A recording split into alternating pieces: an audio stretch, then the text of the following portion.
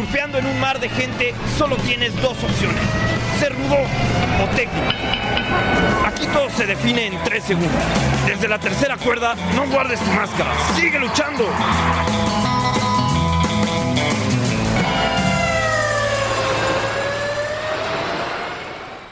Sean bienvenidos al Desde la Tercera Cuerda. Esta semana un episodio más. Mi nombre es Luis Ángel Hernández, alias El Perro, y el día de hoy vamos a platicar con un artista. Él es pintor, egresado de Limba, también es ilustrador, caricaturista y coleccionista de diversos objetos. Ya nos platicará acerca de ello. Así que, sin más, le doy la más cordial bienvenida a nuestro invitado de este día, Carlos Hurtado. ¿Cómo estás? ¿Cómo estás, Luis? Bien, gracias por la invitación. Oye, pues, si te parece comenzar con la pregunta que me parece importante, porque de ahí siento que nace el vínculo con todo lo que, o en mayor medida se ha venido trabajando, y bueno, esa es, ¿cuándo es el momento, o cuál es el momento más bien que recuerdas llegó la lucha libre a tu vida? Bueno, pues es muy curioso. Mi abuelo, que ya murió, fue un contador durante toda su vida. Y uno de sus trabajos en donde más duró fue como el comisionado, como el comisario de la Arena México. Entonces, pues era el que les pagaba a los luchadores, ¿no? El que les hacía sus declaraciones de impuestos, sus cosas, ¿no? Y eso fue exactamente en la época en que yo era adolescente. Yo no tenía la lucha libre muy ubicada, no era parte de, digamos, de mi cotidiano, hasta que mi abuelo empezó a chambear con la familia Luterot y con todos los luchadores, que fue que me di cuenta de que existía eso, ¿no? Entonces, a mí fue como un mundo raro, extraño, súper sofisticado, era como muy emocionante, pues. Y ahí fue cuando conocí la lucha libre. En esa época, a los 11, 12 años, fue cuando vi mi primera lucha libre en la pista Revolución, cuando vi el primer luchador, que fue el Negro Casas, un Negro Casas jovencito. Ese fue, digamos, el primer momento. Y en los veranos que siguieron, yo me ganaba dinero con mi abuelo ayudándole a hacer sus balances de los luchadores. Entonces ahí me enteraba de cuánto ganaba el Hijo del Santo y el Blue Panther y todas las estrellas, ¿no? Que ya después pues se volvieron leyendas, ¿no? Claro, con el tiempo fueron agarrando más cartel y pues eso, importante ahí conocer estas historias que me parecen chidas, porque pues son diferentes formas de llegar a la lucha libre. No necesariamente tuviste que verla desde muy pequeño o asistir a una arena o tal vez una película, que digamos son como algunas de las maneras clásicas, por llamarlo así, de que alguien se va adentrando a esta onda de la lucha libre. Ahora, Carlos, quería preguntarte acerca del ámbito artístico, acerca de esta parte de saber en qué momento ahora llegas a él, a este ámbito, y si tal vez hay algún momento en el que tú recuerdes que te querías dedicar a eso, o simplemente es algo que eso sí ya lo traías desde muy chavito. Yo pienso que lo de las artes plásticas pues sí viene desde chavito.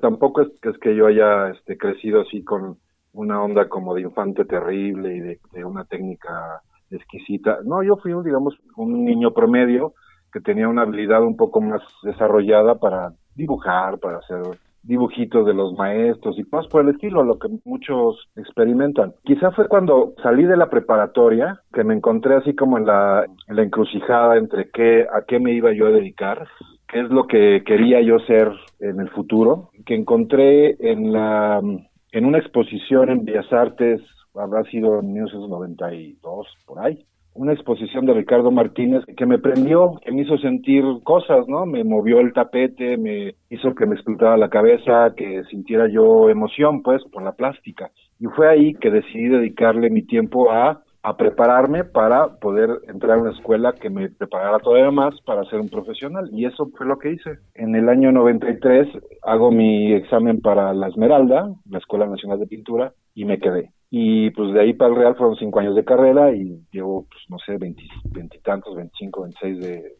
como pintor. Justo es lo que te iba a comentar, más de 2 décadas ya con un trabajo que igual no necesariamente todo va vinculado con la lucha libre, hay trabajos previos o hay trabajos que pues tal vez pensaba que pueden ser algunos encargos o simplemente también pueden ser parte de esta práctica artística que pues, se van haciendo.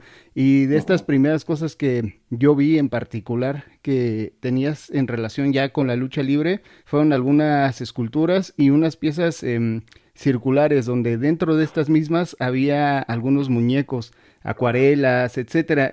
¿Qué fue lo primero que empezaste a realizar ya en este vínculo lucha y arte? Mira, es muy chistoso. Cuando me contactaste para lo del podcast, estaba yo pensando, ¿y qué voy a contar, no? O sea, uno como que guarda las anécdotas ahí como en el baúl de los recuerdos y ahí como muy escondidas y no salen hasta que pues brotan, ¿no? Por algún tema, por alguna plática, lo que sea. Y yo me estaba acordando que mi primer acercamiento con la lucha libre fue justamente con mi abuelo. Yo tenía como 16, 17 años, estaba yo como empezando a querer ser un poquito más serio en lo de aprender a dibujar mejor, aprender a pintar mejor, etcétera. Y fue él el que me hizo mi primer encargo de cosas de lucha libres, que fue un retrato del Rayo de Jalisco, papá, el que mi abuelo le quería dar, por alguna razón, quería darle un regalo al Rayo, y me encargó a mí que le hiciera un retrato, y esa fue la primera cosa que hice de lucha libre, cuando yo tenía 17 años. Y él me encargó, para mi abuelo le hice retratos a Huracán Ramírez, le hice al Lutero Tijo, al Lutero Papá, a Canek,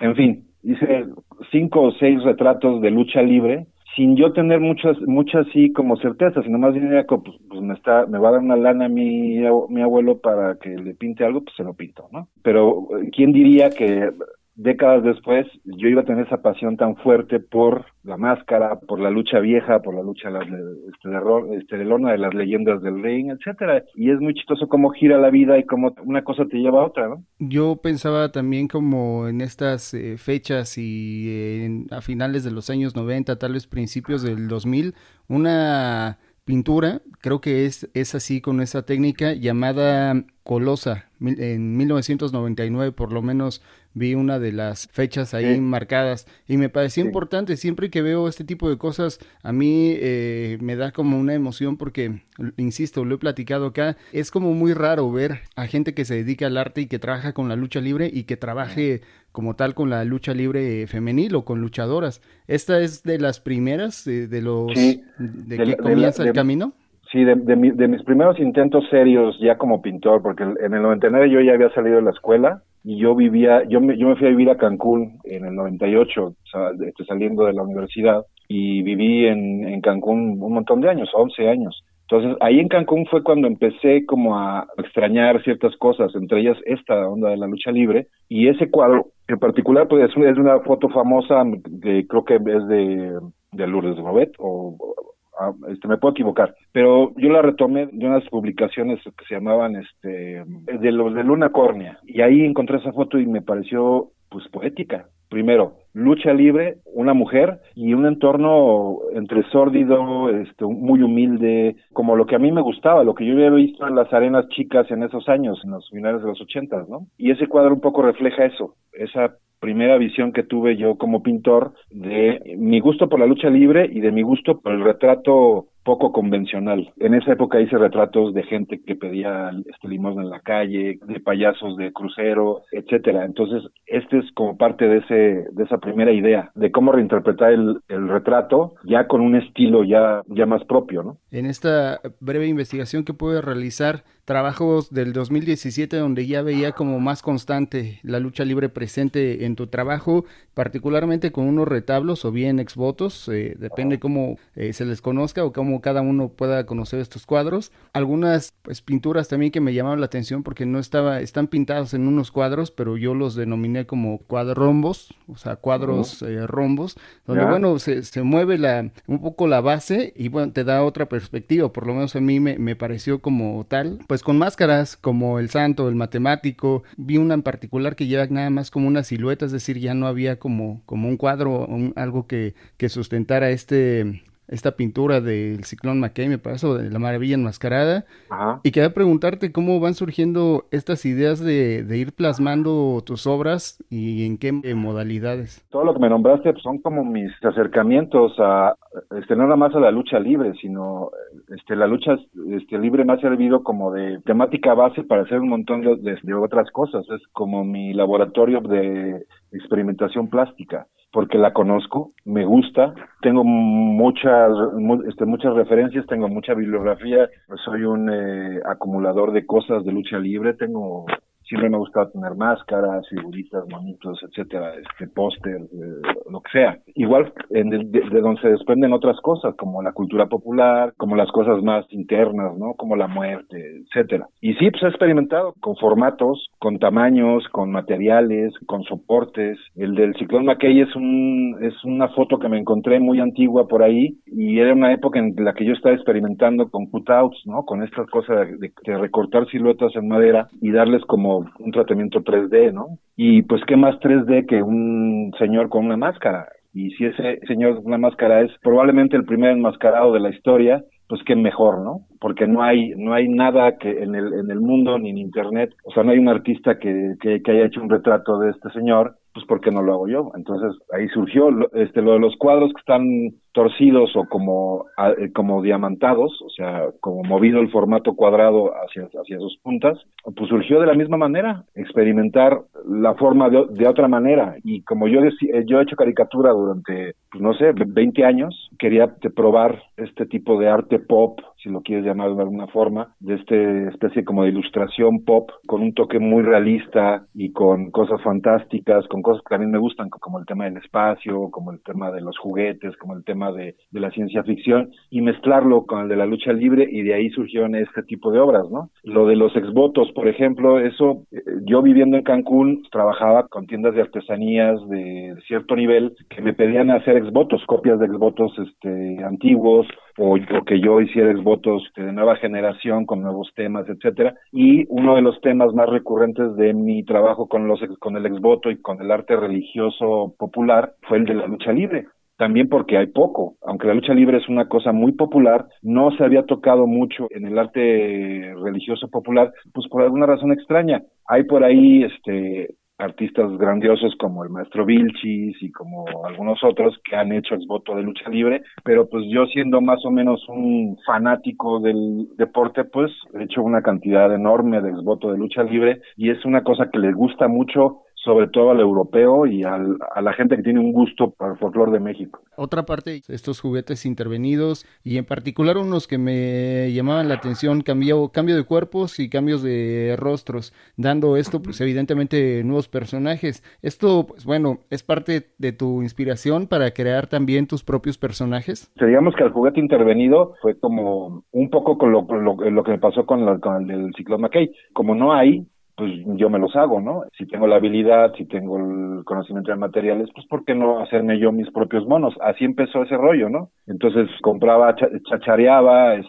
cosas los fines de semana, y yo me hacía mi Huracán Ramírez, o mi o mi otro, o me inventaba personajes, o me hacía los personajes que solamente salían en las películas, que no eran luchadores reales, pues me hacía yo mi figura. Así fue como comenzó eso, y después ya, digamos que creció, y empecé a experimentar de nuevo con el tema de la lucha libre y otros formatos. De ahí salieron los carritos, que han tenido mucho éxito, y otras cosas. He hecho unas especies como de teatrinos, unas cosas de 3D, con planos, en fin, he hecho un montón de cosas en el sentido del juguete y la lucha libre. Otra de las cosas que a mí particularmente me llamó la atención es acerca de una pieza o una pintura llamada El Besote, dos enmascarados besándose en una vajilla. Es decir, llegas a otra plataforma, y eso me parecía un poco chistoso tal vez, porque ya previamente platicando con un diseñador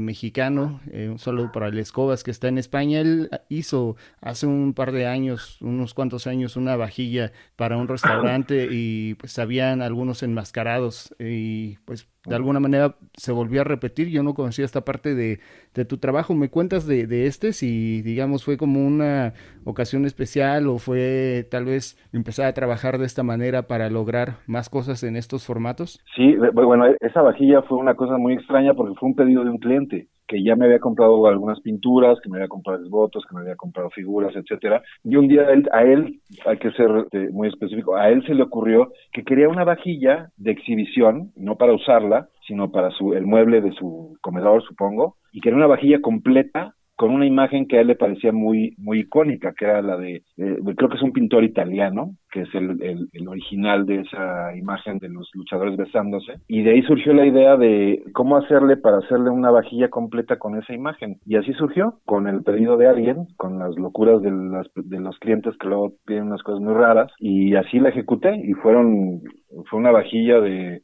30 y tantas piezas, en la que platos hondos, platos extendidos, tazas, todo traía la misma imagen, y como él quería que fuera una pieza de arte, todos y cada una de los platos y tazas y todo eso, lo pinté individualmente al óleo, para que agarrara sobre la cerámica, y pues fue un trabajal, pero creo que quedó linda, ¿no? Y no he vuelto a repetir esa idea, quizá en algún momento que encuentre la manera de hacer ideas originales mías sobre el tema de lucha libre, me gustaría hacer, por ejemplo, platones o cosas de cerámica utilitaria que se pudieran exhibir y que se pudieran usar. Ahora que me comentas, bueno, me sorprendo porque yo solamente había visto platos, no sabía que había trascendido a muchas más piezas, yo creí que había solamente 4 platos y pues bueno, hay una locura esas piezas. Ahora, luchadores en otros planetas que son algunos luchadores con algunos fondos extraños o tal vez comunes para gente que vive en algún otro planeta, también aparecen muñecos, me parecían importantes, el vampiro sangriento, estaba Frankenstein, es decir, los antagonistas de las películas hechas por ti y que tal vez a nadie se le ocurrió previamente hacerlo de esa manera, teniendo ahí las pelis tan a la mano. Ya me contabas un poquito acerca de estos mismos, pero ¿quieres como añadir algo en este sentido? Mira, esa idea de los personajes de películas de lucha libre que no son populares o que no se han extendido, ya lo han hecho otros artistas, pues como Isma Toys y gente así. Esta idea que tú me dices en específico fue idea de un coleccionista que yo creo que es uno de los máximos coleccionistas de lucha libre de México, que es Rafael Ramírez. Rafa fue el que me encargó esas piezas porque llevamos una amistad de mucho tiempo y pues él tenía esta curiosidad de saber cómo se vería el vampiro sangriento y la Tony Jackson y personajes que son como del pasado, ¿no? Digamos, de la época de oro de la lucha mexicana y que no había figuras, ¿no? Y retomando bases de las figuras estas tradicionales de 11 centímetros, me di a la tarea de modificarlas, de personificarlas, de trabajarlas con pintura muy detallada y ahorita esas figuras están en la colección de Rafa. Y así he tenido la oportunidad de hacer muchas cosas, fundamentalmente gracias al impulso de los amigos y clientes que durante estos años me han nutrido de sus conocimientos, de sus inquietudes, de sus locuras, de sus ideas, y así es como mi trabajo se ha nutrido y se ha hecho muy vasto, ¿no? Como te digo, he hehecho de todo, he hecho figuras, cuadros, exvotos, arte religioso, retratos, esculturas, he hecho de todo, y es gracias a que el aficionado a la lucha, el aficionado que colecciona cosas de lucha, pues está buscando ávidamente cosas nuevas, cosas novedosas, cosas que no se vean todos los días, ¿no? Y así es como surgió esta serie como de luchadores del pasado muy remoto de la lucha libre. Y que pensaba también que si tal vez estas ideas vienen, o muchas de las ideas vienen de los clientes, unas que también me llaman la atención, piezas acerca de luchadores tatuados. El tatuaje y la lucha libre, recién platicada con el doctor Lacra, que bueno, uno de los personajes que más se conoce su trabajo porque integra el tatuaje en algunas de sus piezas. Y veía, por ejemplo, el Santo Tatuado, o uno que se llamaba El Pecador, que hay varios que a mí me gustaron mucho, Sirena, y uno que recién vi, creo que se llama Psycho, y que tiene un negocio de paletas allá en Guadalajara, me parece. Exacto. Quería preguntarte acerca de esto. También viene, aparte de los clientes, esta idea de empezar a tatuar a enmascarados, y una que se me pasó acerca de los exvotos, que aparecen distintos santos, distintas vírgenes y distintos personajes que, bueno, están ahí en el imaginario de la gente que es creyente. ¿Cómo vas eligiendo qué personaje de estos santos van apareciendo en cada uno de los cuadros? Empezamos por la última. Es una investigación. Yo afortunadamente he tenido acceso a libros, a los pocos libros que hay en la bibliografía del exvoto tradicional, y más o menos sé cuando los favores van dirigidos a un santo o a una virgen en específico o a otra, ¿no? Como estos trabajos yo los hago para estas galerías, tiendas de artesanía de alto nivel, por decirlo, sé más o menos qué es lo que se mueve, y lo que se mueve, pues digamos, la Virgen de Guadalupe es como, digamos, el top, ¿no? Es como la divinidad a la que usualmente el mexicano recurre para pedir un favor o para agradecer un milagro o lo que sea. Y de ahí vamos para abajo con el Sagrado Corazón de Jesús, los santos de Jalisco, que son muy recurrentes, etcétera. El que yo tengo mucha renuencia en tocar es a Jesucristo, ¿no? Es así como, no me gusta, no es muy estético, se me hace una imagen demasiado fuerte, como muy competitiva, entonces ese no, como que no lo meto mucho en mis trabajos. La Virgen de Guadalupe es muy amable, es muy abrazable, es muy reconocible en el mundo, es como una de las imágenes más reconocibles de lo mexicano, y yo la uso mucho para mis temas de exvotos. En el tema de los tatuados, eso empezó con una idea mía, que es como un híbrido entre el exvoto tradicional y la locura que yo tenía de imágenes de mi cosecha. Entonces, el primero que hice de un personaje tatuado fue un santo enmascarado de plata, en un entorno totalmente extraño, ¿no? Así como en un páramo, no había un texto de agradecimiento de nada, no había ninguna virgen ni nada. Entonces, lo que decidí es que la figura del santo iba a jugar con, digamos, con las palabras. Entonces, jugué ahí con un texto, con la palabra santo, y se me ocurrió que estaba un poco plano. Yo lo veía como plano, y dije, pues, una de las cosas que más que también me gustan mucho, y más desde que ya estoy más viejón, pues son la onda de los tatuajes, y decidí, pues, ¿por qué no le hago unos tatuajes? Y así empezó. Esa fue la primera pieza que hice de luchadores tatuados,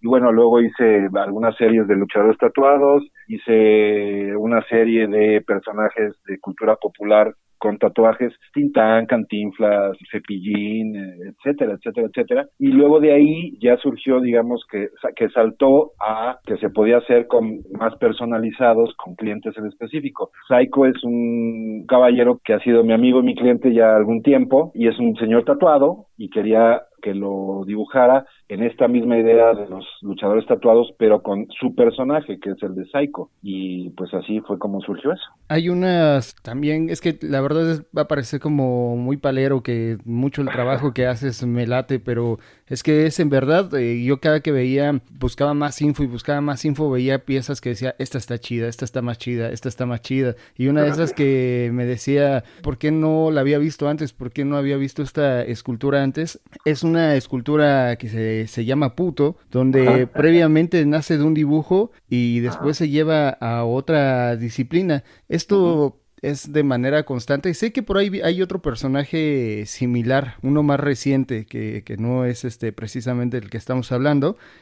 Pero bueno, es así, vas boceteando y vas decidiendo, esta va para escultura, esta va para pintura. Sí, pues más o menos así trabajo. Yo soy muy instintivo, no soy muy ordenado en el rollo de las ideas. Me van surgiendo y luego paro lo que estoy haciendo porque me surgió esta nueva idea, que me parece muy loca y muy chingona, y me voy así como gorda en tobogán, y así pasó con el puto, ¿no? Yo tengo un conflicto un poco con el rollo del lenguaje. El lenguaje, sobre todo en la actualidad, que está muy manoseado, muy deconstruido, y eso inició, digamos, con una lista de palabras que eran como tabús, ¿no? Y la primera hasta arriba estaba puto. O sea, en la actualidad esa palabra es casi prohibida, ¿no? Y los significados, eso es lo que yo quería sacar. Y de nuevo, recurro a la lucha libre como mi fundamento, como mi piedra angular de donde voy a partir para experimentar con esa idea nueva, ¿no? Y fueron una serie de esculturas que ahí tengo en el taller todos los avances, pero como te digo, voy cambiando muy anárquicamente de pieza en pieza.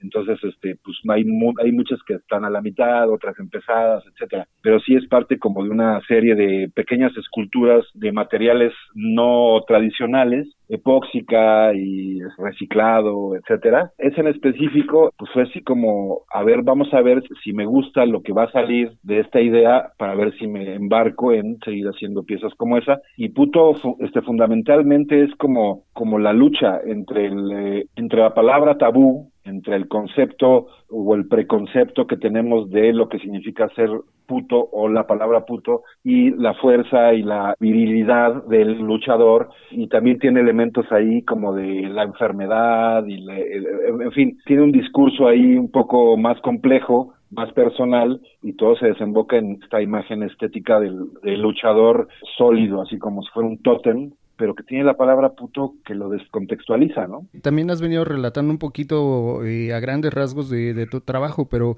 esta Starbucks que yo vi, creo que de las primeras, una película del Santo contra los marcianos, me parece, y luego de las últimas cajas que vi ya más completas, que son como escenarios, estas en particular, siento yo como de películas de luchadores, ya no sé si lo vi mal, pero vi como que ya tenían una especie de luces, ya veía como un trabajo de esa primera a la última que vi ya más complejo. ¿Cómo llegaste ahí? Pues mira, uno de los primeros trabajos que tuve cuando chavo, cuando empezaba a estudiar la carrera de artes plásticas, yo me tenía que comprar mis materiales porque no había lana, y pues yo era loco, yo era el artista de la casa, aquí hay puros contadores en mi casa, entonces te imaginarás que me veían como bicho raro, ¿no? Este güey quiere ser artista, pues qué loco, ¿no? Entonces yo me tenía que pagar mis materiales y mi primer trabajo fue en una compañía de teatro, infantil. Entonces, mi primera chamba ahí fue como pintor de telones y después como diseñador de teatrinos, porque hacíamos funciones de marionetas para Alas y Raíces y para, etcétera, para en los veranos y así. Entonces, esta idea del teatrino, de la cosa escénica, de los personajitos, de cómo interactúan, de los escenaritos que se pueden quitar y poner, me quedó como muy grabada en la cabeza, y ya después, ya pasó el tiempo, yo hice algunos intentos o algunas piezas en mi época de la Esmeralda en ese sentido, ¿no? Con luchadores de sumo y con personajes, con cerdos volando, muy, muy surrealista. Y las primeras cajas que hice ya, digamos, más serias, pues de nuevo recurro a la lucha libre porque es un tema que conozco y que conozco bien y que domino, y empecé a integrar la lucha libre con la idea de los teatritos, y así fue como surgió. No quería hacer marionetas, me parecía como que, o sea, no me gustaba la idea de la manipulación de los personajes, sino me gustaba la idea de la yuxtaposición de imágenes, como de hacer un cuadro 3D, sin necesidad de que fueran las figuras 3D, sino que fueran planas y estuvieran en diferentes posiciones, en diferentes planos, y así fue como surgió. La primera, digamos, lograda que tuve fue una que eran un par de luchadores que salían como del infierno, y en todo el marco de la caja o del teatrito son unas serpientes.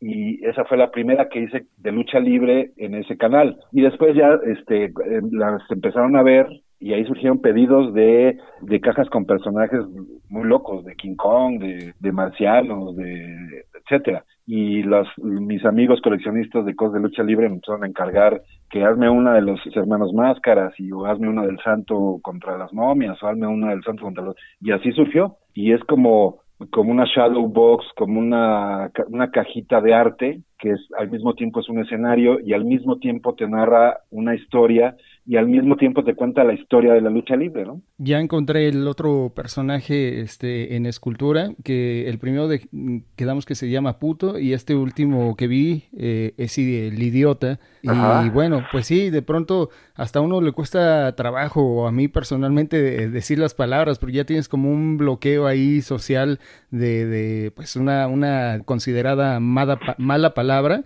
pero pensaba como en estos, en particular en el cobarde, ¿no? O sea, como un luchador se llama, o se llamó el cobarde, ¿no? Como un luchador se puede llamar idiota, o como un luchador se puede llamar puto. Bueno, pues en el imaginario, pues, de la lucha libre, yo creo que muchas cosas son permisibles, y bueno, en la imaginación, pues, no se diga.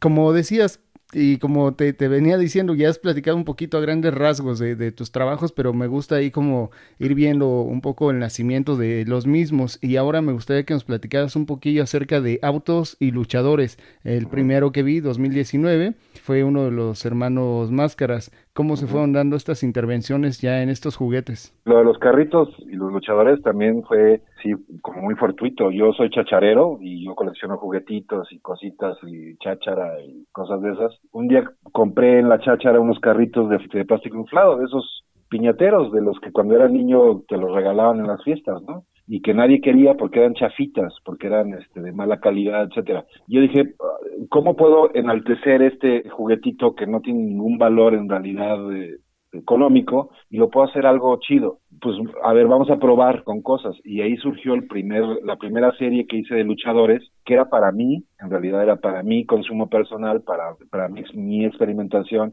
para mi colección, y pues como me pasa con muchas de las cosas que hago para mí, resulta que las tengo que dejar ir porque que tienen que formar parte de las colecciones de otras personas, ¿no? Y así surgió, de pura experimentación, de ver qué posibilidades me daba el juguetito y de sacarle el mejor provecho posible, ¿no? Y a la fecha, después debo llevar, no sé, 3 o 4 años haciendo carritos, he hecho de todo, he hecho de personajes de Star Wars, he hecho de Alex Lora de Tree, he hecho personalizados con personas reales, el abuelito de un amigo que se murió y su homenaje fue un carrito que le hice yo, ¿no? De un bochito con el abuelito ahí, entonces todo ha surgido de eso, ¿no? Y los luchadores, pues caray, es como un crisol de colores, de diseños, de arte popular, de historias que son impresionantes. Cada luchador es una historia distinta, ¿no? El cobarde, lo mencionabas, pues, es uno de los nombres más extraños para un luchador, pero al mismo tiempo es una de las máscaras más bonitas de la lucha libre de todos los tiempos. El santo es quizá una de las máscaras más simples de la historia de la lucha libre, pero es el personaje en sí es icónico y y lo conoce todo el mundo, y todo el mundo quiere tener un santo en su casa, y es impresionante cómo lleva 40 años muerto y sigue siendo el santo, el luchador que todo el mundo quiere coleccionar, ¿no? Y bueno, yo soy un fan de Hueso Colorado del Mil Máscaras desde que empecé con mi gusto a la lucha libre, y a mí el Mil Máscaras pues me da miles de posibilidades, ¿no?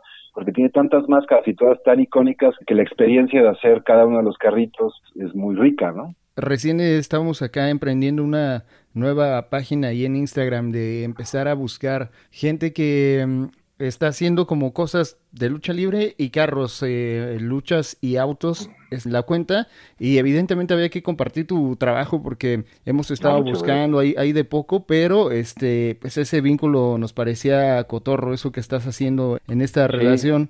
Ahora, sí, es muy, muy interesante. ya mencionaba acerca de estos muñecos que vas intercambiando cuerpos con cabezas y demás, y van surgiendo nuevas ideas, nuevos personajes, pero también eso pasó en tu trabajo en la pintura, cabezas de animales y cuerpos de luchadores, que ya también lo platicaba acá con algunos otros artistas que digamos han recurrido a algo similar, y que les decía que bueno, para mí tiene todo el sentido porque muchos de los luchadores tienen nombres de animales, felinos, tigres, gallos, en fin, por ahí va ese rollo, pero los que, bueno, había uno que se llama el Tarántula, que lo pongo como ejemplo, pero el que dije, ¿qué tranza con nunca me había pasado por la mente, es un luchador con una máscara de Frida Kahlo. Y pues es una locura eso, ya ahí se puede hacer lo que sea. Entonces, ¿qué animales y qué, pues sí, artistas, cómo vas haciendo esa selección para hacer estas mezclas? Lo mismo, es pura experimentación. Se llega un momento en que después de hacer tantas cosas de lucha, pues uno quiere como darse un break, ¿no? Un respiro creativo, etcétera, y es cuando hago otro tipo de cosas, ¿no? Esta idea de los luchadores que no son luchadores, sino son personajes, casi estos como personajes míticos del sureste, aluches y cosas así. Ahí fue como surgió la idea, ¿no? ¿Por qué no que sean luchadores o que sean boxeadores, pero que al mismo tiempo sean animales, que estén antropomorfados, ¿no? Que sean personas, pero con cabezas. Y así surgió. Y surgió la garza, y surgió el perro, y el King Kong, y la tarántula, y surgió el lagarto, y surgió un montón de... Y ahí voy. Ahorita estoy trabajando sobre algo muy similar con otros animales, ¿no? Que no he tocado. He hecho jaguares, y he hecho tortugas, y he hecho así. Y lo que trato es como de mezclar mis estilos, mis maneras de representación. A mí me gusta que las cosas que quiero hacer se parezcan a las que son, ¿no? Entonces, soy muy preciso en que el personaje que va a ser un luchador tortuga, pues tenga una cabeza de una tortuga de veras, no que parezca una cosa ahí rara que dé la impresión sino que sea una tortuga con cuerpo de hombre, con cuerpo de luchador, y que se llame tal. Y así surgió, fue así como una mezcolanza de muchas cosas, del exvoto, de la imaginería, de la cultura popular, de la lucha libre, del pintar bien, de la ilustración de calidad, y así es como ha surgido ese tipo de como de piezas raras, ¿no? De cosas inusuales. Hay mucho trabajo de Carlos Hurtado. Hay que darse un clavado así en el Facebook, en el Instagram, y ir con calma y ir apreciando cada uno de los trabajos. Y otro más que lograba sorprenderme y que seguramente no solo a mí, sino a la gente que lo pudo ver en exhibición en la última lucha Pulquería, intervenciones a portadas de revistas, y por ahí vi unas a un calendario de antaño. Ahí con la banda de Juan de Dios y toda esa banda de la última lucha Pulquería, que también tiene un resto de cosas alucinantes, que nunca he podido ir a la última lucha, pero está ahí en mis pendientes irme a dar una vuelta. ¿Cómo va surgiendo esta invitación a este lugar? Bueno, con Juan llevo una relación también de muchos años.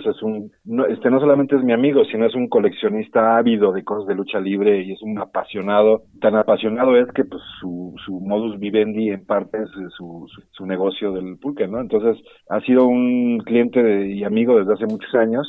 Y me ha encargado cosas muy locas como las portadas de revista, ¿no? Y fue una onda así como de que, oye, tengo unas revistas, ¿qué crees que le podemos hacer? Pues no sé, mándamelas y veo, ¿no? Y así surgió. Y un poco con las referencias que ya todos sabemos, como las de Lacra, como las de muchos otros que han hecho collage y que han hecho intervención en gráficos, en pósters, en libros, etcétera. Hay muchas referencias. Y lo que quería hacer es que no fuera algo que se relacionara con todos ellos, sino algo que intentara hacer algo nuevo, ¿no? Entonces, lo que traté es que mi trabajo no se viera como por encima del arte mismo del objeto, ¿no? Sino que se integrara al objeto. Tratar de mimetizarme con el entorno de la portada de la revistita, que son revistitas muy extrañas, que son estas de consumo popular de los años 70, 60, que te contaban historias de amor o temas muy frívolos o muy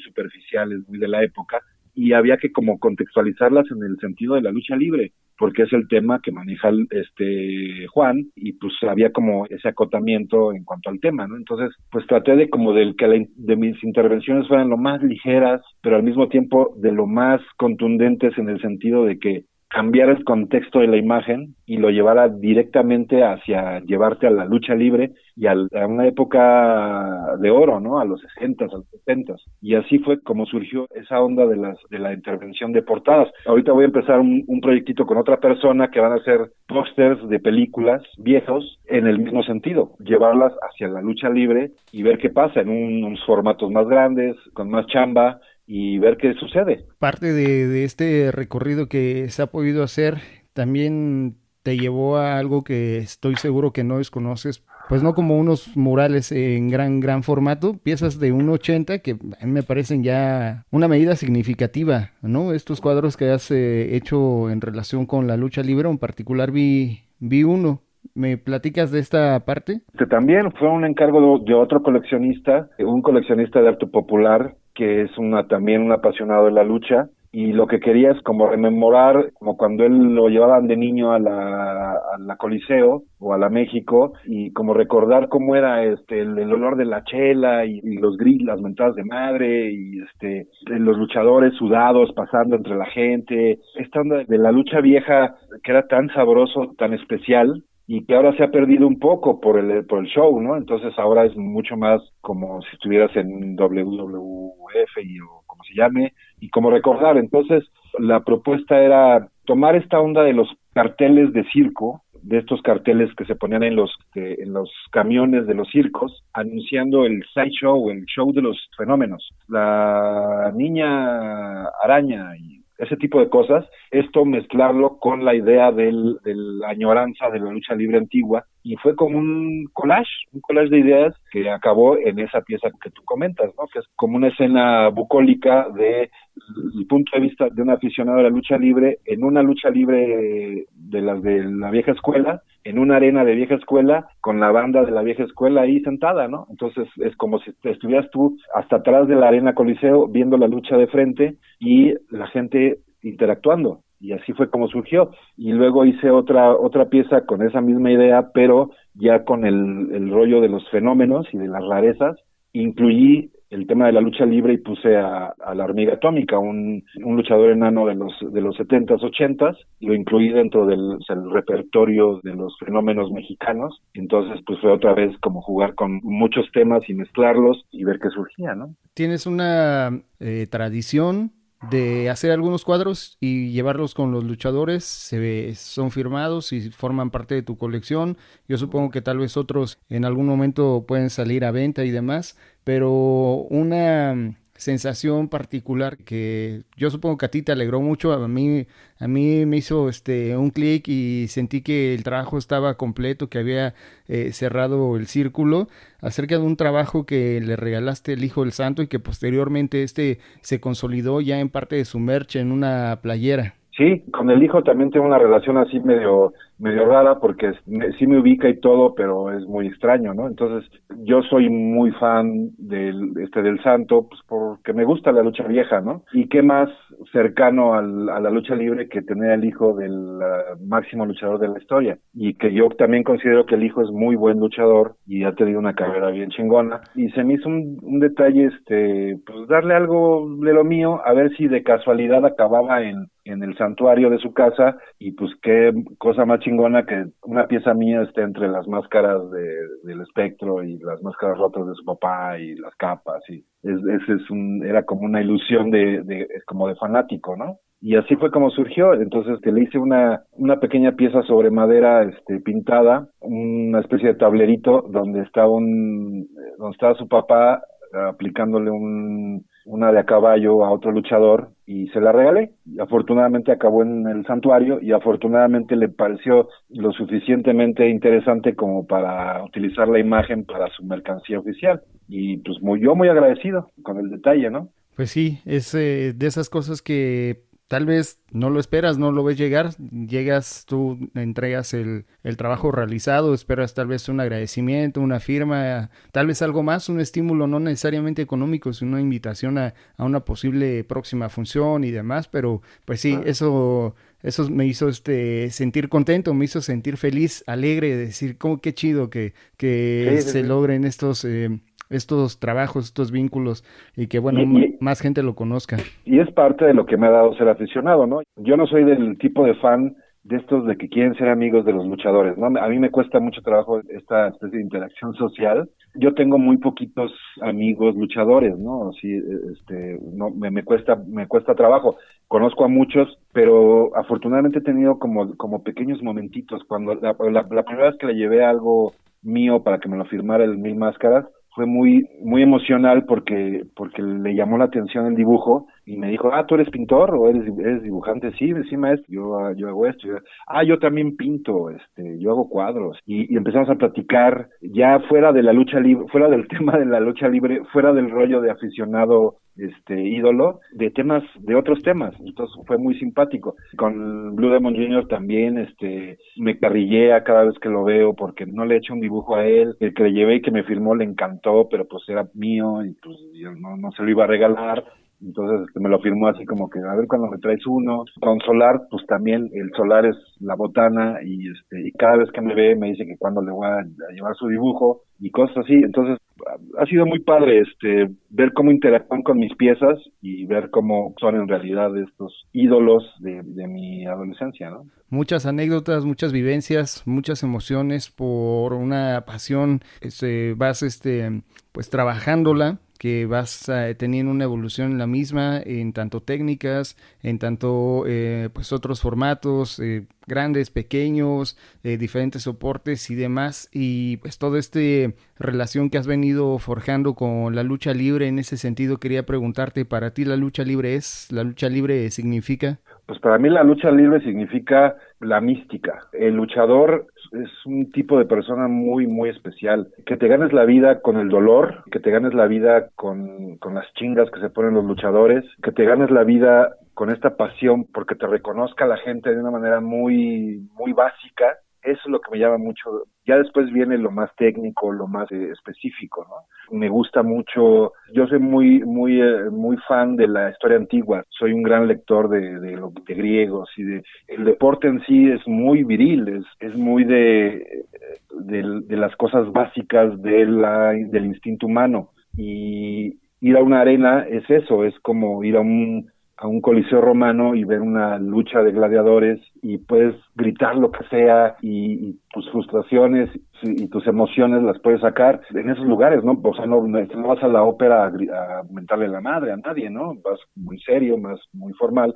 En cambio, esto es como lo contrario, es como la vida misma, es como un caos ordenado. Entonces, que la lucha para mí es eso, es como ver a los Apolo y ver a Zeus y ver a Afrodita en una especie como de lucha de poderes, pero al mismo tiempo con mucho color, muy mexicano, muy emocionante y al mismo tiempo muy liberador. La lucha libre es ser libre y como pintor pues me ha servido como un tema primordial en mi producción, ¿no? Me ha ayudado a entender cosas de estética, me ha ayudado a entender cosas de diseño, me ha ayudado a entender cosas de la mexicanidad. En fin, la lucha libre es una gran maestra cuando realmente llegas a ella y la abrazas de una manera humilde y la abrazas de una manera sincera, ¿no? Has visto trabajos seguramente que vinculan estos dos mundos, arte y lucha libre, y has mencionado acá, por ejemplo, al Ixma, al Dr. Lacra. ¿Qué te viene a la mente o qué fue lo primero de lo último que te está llamando en particular la atención? Híjole, pues lo que está haciendo Gerardo Miranda con el rollo de las figuras me llama mucho la atención. Gerardo es un amigo también de tiempo atrás y es un súper aficionado y aparte es poeta. Entonces imagínate, la sensibilidad de la poesía, el rollo del arte, de la palabra, mezclado con una pasión así súper fanática. Entonces ahora está haciendo figuras con diseños nuevos, con modelados nuevos. Entonces, está como innovando en el rollo de la figura popular, no de la figura de arte ni de la figura de diseño, sino de la figura popular de la lucha libre, llevarla a otro contexto, y eso está chido. Eso es lo que me ha gustado. Y bueno, hay pintores extraordinarios, se me van los nombres ahorita, pero el que hizo el mural en la arena... Miguel Valverde. Ajá, hace cosas muy chidas de lucha libre, en fin, okay. Creo que ahí hay varios. El mismo Chaires, a mí me encanta lo que hace, me parece un pintor extraordinario, un academicista de primer mundo, totalmente atípico en una tradición mexicana en la que la pintura ya de plano se ha hecho de lado, ¿no? Y él está recuperando esta manera de pintar bien, de tener buen gusto para pintar, buena técnica, etcétera. Y sus temas pueden ser o no polémicos, ya no es importante, sino que los lleva a una categoría de gran arte, ¿no? Y a mí me encanta lo que hace. Pues listo, Carlos, ¿hay algo más tal vez que no tuve la fortuna de preguntarte y que sea necesario mencionar? No, pues nada, vayan a las arenas si nunca han ido, compren máscaras, vean mi Instagram, ahí es donde subo todo, ahí es mi bitácora de trabajo. Y pues que disfruten la lucha y también que disfruten el arte, porque no están peleados, pueden ser simbióticos y pueden ser emocionantes y pueden ser una manera muy chingona de entrarle al arte por otro lado. Oso Charlie es tu Instagram, ¿solamente tienes esa cuenta o estás en otras redes? No, digo, estoy en el Facebook como Carlos Hurtado, pero el Facebook casi no lo uso, es como una página de rebote, ahí nomás más bien como para mi familia y mis amigos cercanos, pero en Instagram ahí subo todo lo que hago, ahí pueden ver todo, desde hace, no sé, 5, 6, 7 años para acá. Te agradezco mucho que nos hayas dedicado parte de tu tiempo. Listo, los esperamos a toda la gente la próxima semana con un invitado más acá en el de Desde la Tercera Cuerda. Arte y Lucha Libre va este podcast. Estamos en el Twitter, Instagram como @desde la 3 cuerda y en el Facebook como Desde la Tercera Cuerda Oficial. Nos escuchamos a la próxima con un invitado más. Tengan muy buena semana. Hasta luego. Ya han pasado 3 caídas. Nos vamos a descansar a los vestidores. Pero no guardes tu máscara. ¡Sigue luchando!